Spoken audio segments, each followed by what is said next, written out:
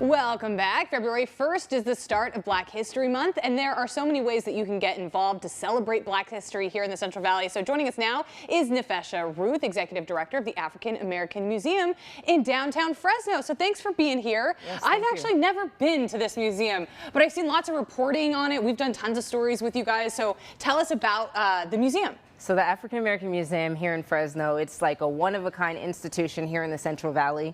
Really excited to step in as the executive director. I stepped in back in August of 2022, and it has such a rich history. We were founded in 1986 by Jack Kelly and his family, and then a host of board members that came along and said we have to have a cultural institution that represents Black life here in the Valley. So it's such a rich history, and I'm looking forward to continuing that history and looking into the future. So when did you step in as executive director? August of last year. In August of last year? Yeah, so it's pretty fresh. All right, so since then, what have you been trying to do? You know, what is your direction as executive director? What would you like the museum to sort of embody here in the Central Valley? One of the core things that I'm really looking at is community partnerships. Yeah. We have a new exhibit that will be on display for the first time tomorrow for Art Hop, and it's in partnership with the superintendent's office. And so the Martin Luther King, it was the Martin Luther King art competition that they had through the superintendent's office is going to be on display, but it's an intergenerational art exhibit along with some of our prominent African American artists here in Fresno. So it's an exciting time, and we get to partner with great people and great organizations. We also have a partnership with the zoo, and we're just speaking today with the zoo because we have an event coming up on the 23rd just before our gala, and it's going to be that full day at the zoo where we're partnering with them also. Okay, so you guys got lots of stuff going on. Lots so of you stuff. mentioned the partnership with the superintendent's office. Yes. So I'm from the Central Valley, and I remember when I was in elementary school during, it wasn't during Black History Month, but for Martin Luther King Jr. Day, we all did artwork. And I remember doing this, and I'm pretty sure my mom still has the picture. So kids do this for generations, and I love that we get to put that artwork on display and see sort of what they think about history through their, you know, little kid eyes. I think it's going to be super fun for Art Hop.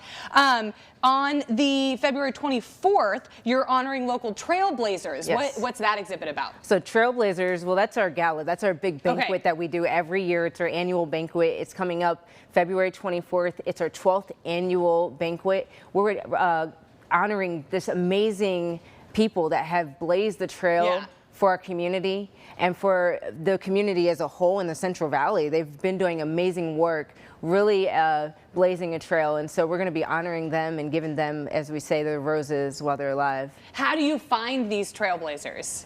They're all community members, so you know, a lot of them have worked either judges, lawyers in the city council or with their city government. They're working at City College, so it's a group of people, it's a host of people that have really made an impact on lives. And so many people know them, they're well known, they've been doing the work, the community work and the community engagement to make this a really great place to live and grow up in and to flourish. So February, you know, it's an important month to recognize Black history, but you know, Black history is history. We should be taking it in all year. So throughout the year, if people just want to come to the museum, they want to check it out, how do we do that? Is it sort of, you know, open all the time, or how can we check it out throughout the entire year? Yeah, through the entire year, and I'm glad you pointed that out because African American history is American history, and so it's so important that we continue to share that history throughout the year, not just in February. And we have opportunities of community engagement. We'll be bringing out some new exhibits throughout the year. Throughout the months of March and April, we'll be doing a little bit of spring cleaning within our museum, and then we'll be back at it. Juneteenth is going to be a great way of engaging with us here, with the African American Museum during Juneteenth.